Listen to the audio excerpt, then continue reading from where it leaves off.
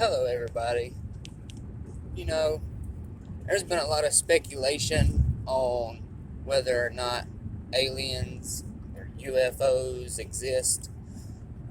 There's too much data that's been released and been shown throughout the years that proves that aliens do exist and they have visited us plenty of times before. Okay, so take Area 51 for example. There's been multiple people that have worked and been hired to work to reverse engineer the UFOs that have been found or crash landed in and around Area 51.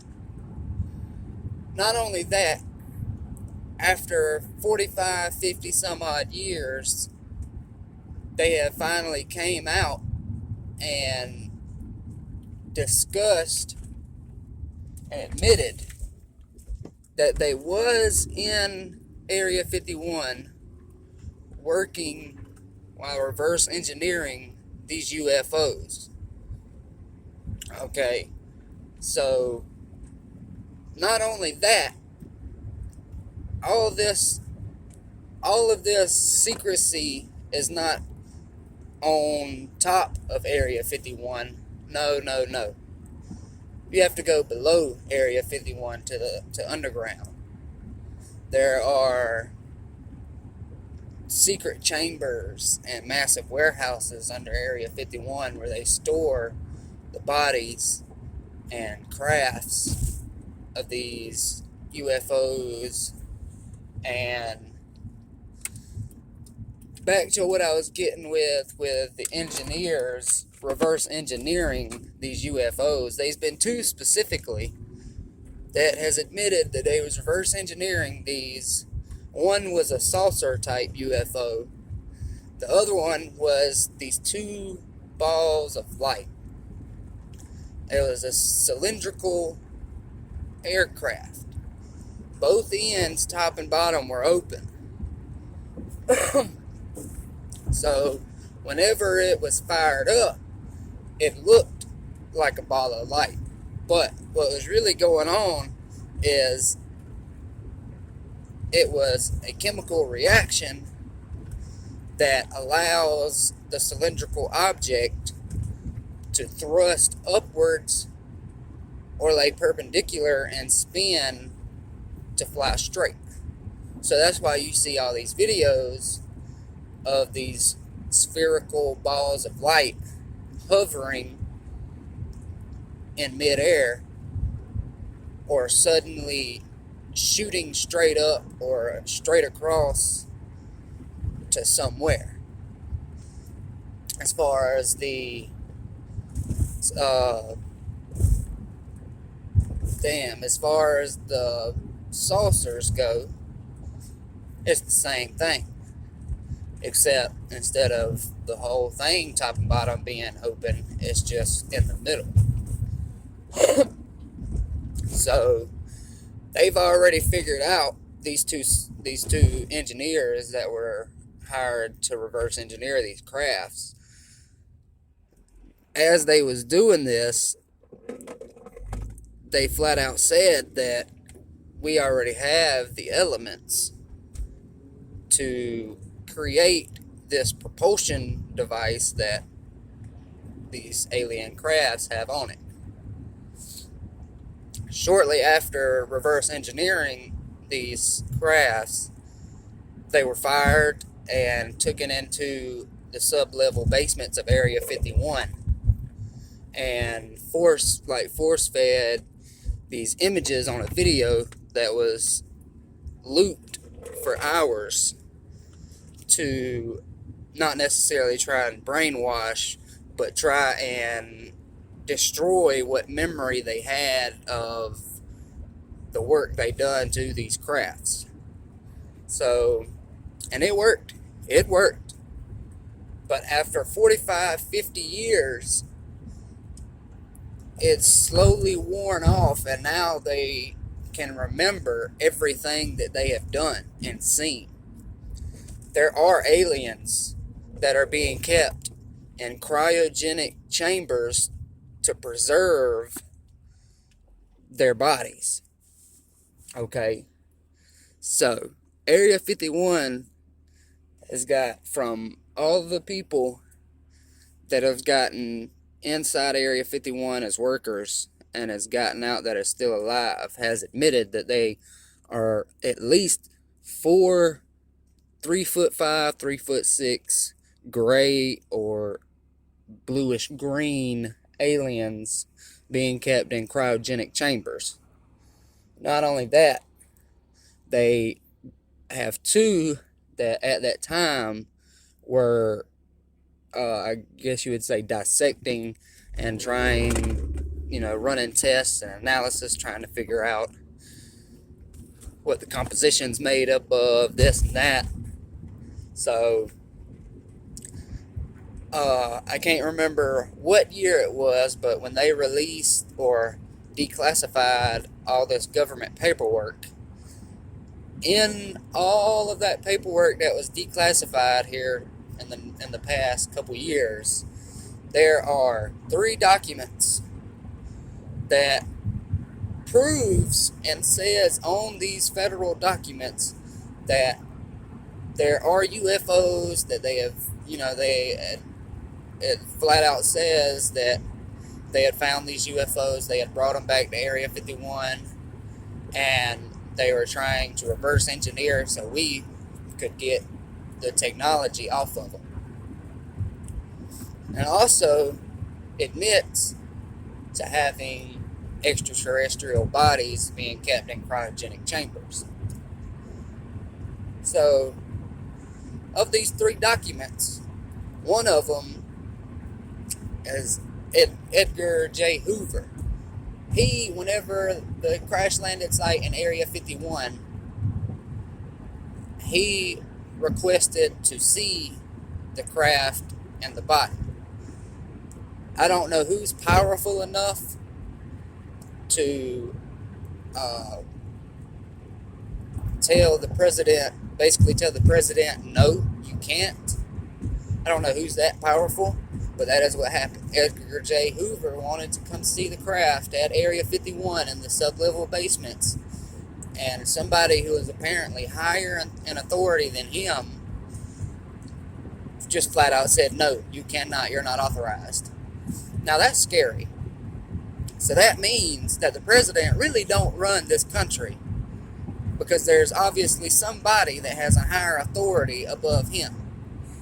Back to what I was saying. Now, the very first UFO sightings started, I'd say, 5 years after we dropped the first atomic bomb. So apparently, the concussion that bomb created, on top of the nuclear drawbacks of that bomb, obviously got the attention of somebody else out in outer space, because that's when extraterrestrial life started coming and, I would say, observing and seeing where or what we was at or what we was doing. Okay, and since then, they have either shot down or found crashed UFOs.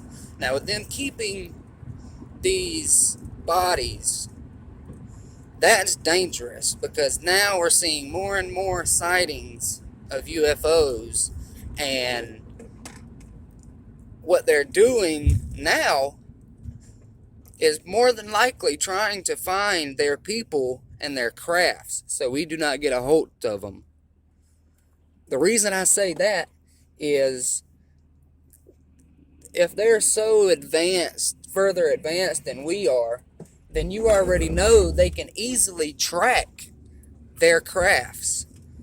So if they know that this craft has crashed, then of course they're going to come looking for it and their people. So as they come look for this craft, they get shot down. Don't let the government fool you. There's not like a regular missile or bullets. No, it's a frequency or a EMP that kills the craft and it falls. And that's dangerous to play with because we're starting to see more and more and more and more and more sightings of UFOs because they are trying to look for, their people and their crafts, but they cannot locate them. Eventually, they're going to get tired of looking, and they're going to come for them because they know they're on Earth. They know we found them. They can't find them. So eventually, they're going to come looking. Like, forcefully come looking. Only thing is, when? Alright. These aliens do exist. They're here. We've been visited. The government knows about them. The reason they don't say anything about the aliens is because it would cause a major panic between religions, because that goes against everything that they believe. So if the government comes out and says aliens are real, here they are, da da da, that's gonna cause worldwide panic, and it's just gonna be not good. So therefore, that's why they slowly feed images of us of what aliens look like and crafts, and like commercials, and just pictures of aliens on a t-shirt, or what I'm saying, anything on a box, commercials, on a billboard, on t-shirts, on lunch boxes, figurines, on TV shows. They show you what aliens and alien crafts look like and everything else. They're just giving us tiny pieces of information of what they are, what they want, what they look like, to try to make it easier for when they do announce the aliens are real. When will they do that? I don't know. But I'm here to tell you that they are real. My uncle was a hacker for the United States Army. And he's like me, an alien fanatic. He knows they exist. He believes it. He wants to know the truth.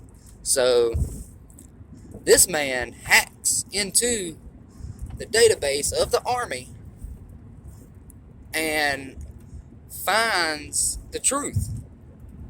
The aliens are real.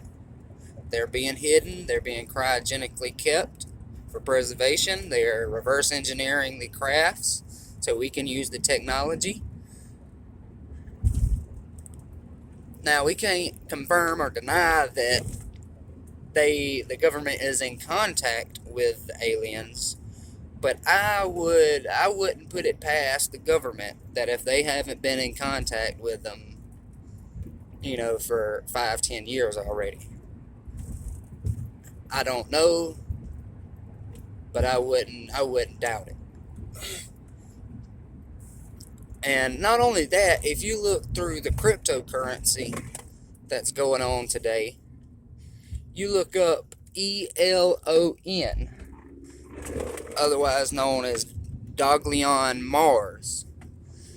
The purpose of that cryptocurrency is it's an interplanetary currency, a currency that you can use throughout the galaxy. Not only that, it says that it is used to bring settlers from Earth to Mars. Okay, why would they make an interplanetary currency if nothing's out there? Why would they make an interplanetary currency, you know what I'm saying, to move settlers from Earth, the supposedly only livable planet out there, to Mars? Why? They're getting really close to announcing aliens exist if they've already brought out an interplanetary currency that can be used throughout the galaxy. That's why I say that they've been in contact with the aliens, but I don't know. And that's a huge leap for mankind to have an interplanetary currency that you can use to go to Mars. Okay, so that means that the shit's real. If they got a currency made for it, then of course there's something else out there. And of course aliens exist. They just don't want to admit it right now. Well, I'll have more on this after I get off. I have got to go to work. Hit that subscribe button and join me later on today as I explain more on this subject.